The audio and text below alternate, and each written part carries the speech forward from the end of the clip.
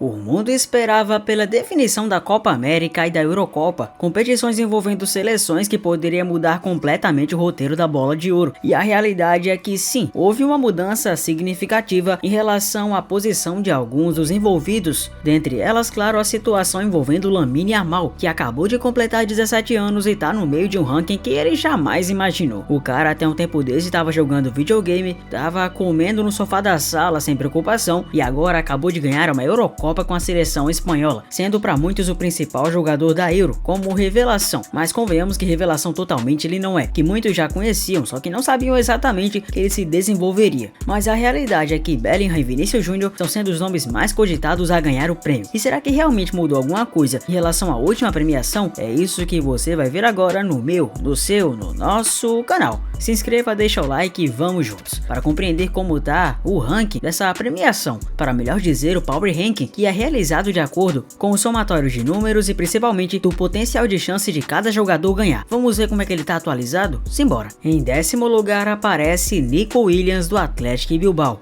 As atuações de Williams na temporada 23-24 de clubes passaram amplamente despercebidas fora da Espanha, mas o ponta do Athletic provou ser uma das ameaças mais perigosas do campeonato espanhol. No entanto, ele guardou algumas de suas melhores performances para a Copa do Rei, ajudando a trazer o troféu de volta a Athletic Bilbao pela primeira vez em cerca de 40 anos. O jogador manteve essa forma na Euro 24, sendo um dos grandes protagonistas do caminho que levou a Espanha a mais um título europeu, marcando um dos gols do título contra a Inglaterra. Todo esse pacote deve lhe render uma bela transferência nessa janela, além de uma boa colocação nas grandes votações da Bola de Ouro. Ele subiu algumas posições e certamente vem se tornando um dos jogadores mais influentes do mundo, principalmente após uma Eurocopa de tirar o fôlego. Em 9º lugar, alguém que baixou posições em relação à sua Euro, que para muitos ficou abaixo da média. Estou falando de Phil Foden do City. Enquanto o City não pôde contar com os lesionados Kevin De Bruyne e Haaland nas últimas semanas de sua temporada por clubes, foi Foden quem assumiu a responsabilidade no lado azul de Manchester e em notória categoria. O golaço marcado em pleno Bernabéu nas quartas de final da Champions, porém, não valeu de muita coisa, considerando a eliminação no Etihad perante o Real. Nada disso, contudo, esconde o fato de que este é potencialmente a melhor temporada de sua carreira, com direito a 2 hat-tricks em 2024. É claro que ele foi muito decisivo pro City na Premier League, só que muitas más línguas já afirmaram que ele só consegue jogar ao lado do Guardiola, porque na seleção inglesa deveu muito futebol. Isso foi sim o bastante para cravar-lhe um lugar no time titular da Inglaterra nessa Eurocopa, mas as atuações foram muito abaixo do esperado, até mesmo na grande finalíssima contra a Espanha.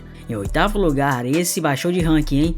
E é um dos caras mais azarados da história do esporte, é Harry Kane. A ida de Kane ao Bayern parecia uma certificação de que o atacante venceria enfim seu primeiro troféu na carreira em 23-24, sem ser páreo para Bayer Leverkusen na Bundesliga e Real Madrid nas semis da Champions. O clube que quase sempre é campeão terminou a temporada sem nenhum troféu. O capitão registrou média de mais de um gol por jogo no alemão, mas sua partida pouco inspirada na finalíssima da Euro 24 contra a Espanha, na qual acabou sendo substituído ainda no meio do segundo tempo, simbolizou sua campanha de pouco brilho na Alemanha, apesar de ter dividido a chuteira de ouro com outros 5 jogadores com 3 gols.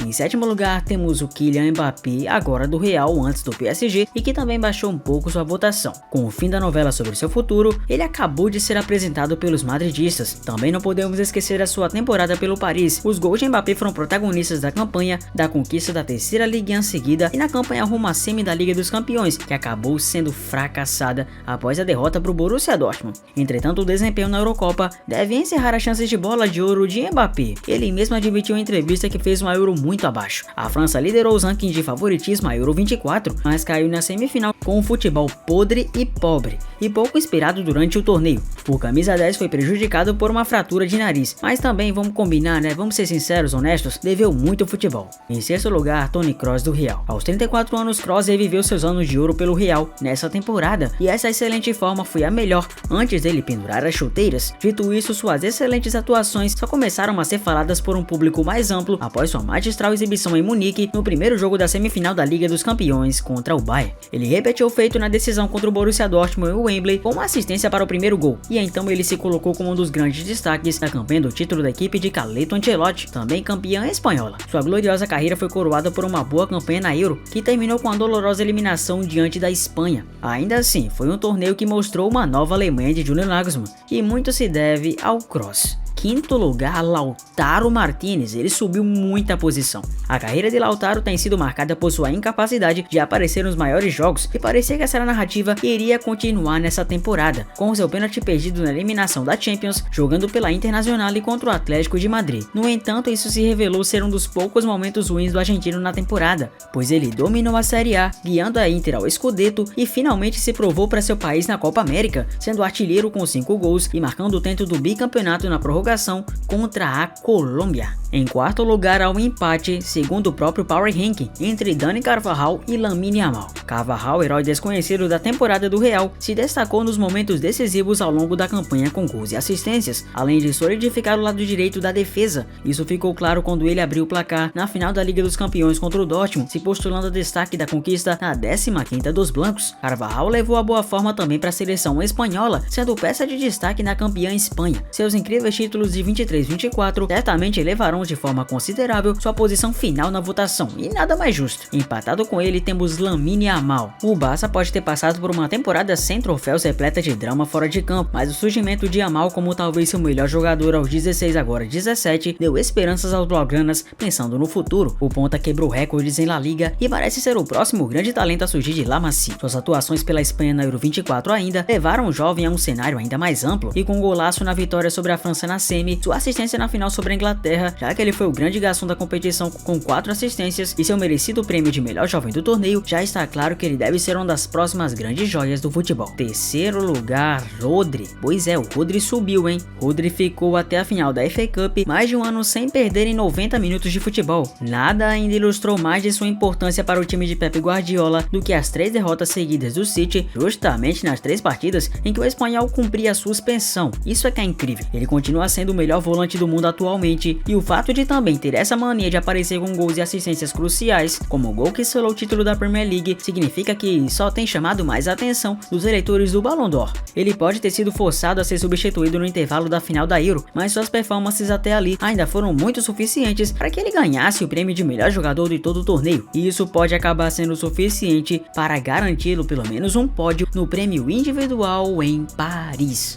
Segundo lugar para Jude Bellingham do Real. Sem dúvida alguma o melhor jogador do mundo na primeira metade da temporada, Bellingham chegou ao Real Madrid de maneira quase que inédita, comparável a de Cristiano Ronaldo. O hype não é mais o mesmo, vamos combinar, em parte devido ao inglês ter sido desfalque em algumas partidas por lesão e suspensão, mas ele reacendeu sua candidatura à bola de ouro com boas performações no triunfo da Champions sobre o City e com mais um gol da vitória nos acréscimos em um El Clássico. Ele marcou 2 gols cruciais pela Inglaterra na Euro 24, incluindo de bicicleta no último minuto das oitavas de final contra a Eslováquia. Na final contra a Espanha deu assistência para o gol de empate de Cole Palmer, que encheu os ingleses de esperança, mas no final das contas a taça ficou com os espanhóis, e não podemos dizer que Bellingham fez uma impecável Eurocopa, porque se eu estiver dizendo isso eu vou estar sendo mentiroso. Foi uma Eurocopa bem razoável, e por isso que o primeiro colocado ainda tem chance de vir, e ele é brasileiro. A gente sabe que é difícil, né? Principalmente pelo fato da má vontade dos gringos com o Vinícius Júnior, mas temos a esperança de que o Bola de Ouro será realmente do Brasil. Contusões foram um problema para Vinícius na primeira metade da temporada, a primeira do Real Madrid sem Karim Benzema, mas recuperada sua melhor forma física, recuperou aquele futebol que tanto encanta em Madrid. O brasileiro ainda cravou um hat-trick na goleada sobre o Barça pela final da Supercopa da Espanha, marcou muitos gols a rodo nessa reta final de campanha de título do Madrid na La Liga, foi um dos destaques na épica classificação do Real sobre o Bayern de Munique, com uma finalíssima da Champions, e para fechar com chave de ouro, deixou seu gol na decisão em Wembley. O que pode pesar contra o camisa 7 é o desempenho na Copa América. Ele teve um começo lento na competição, já que o Brasil empatou o jogo de abertura com a Costa Rica por 0-0. Ele se recuperou na vitória de 4-1 sobre o Paraguai, na qual Vinícius marcou 2 gols, mas o empate por 1-1 contra a Colômbia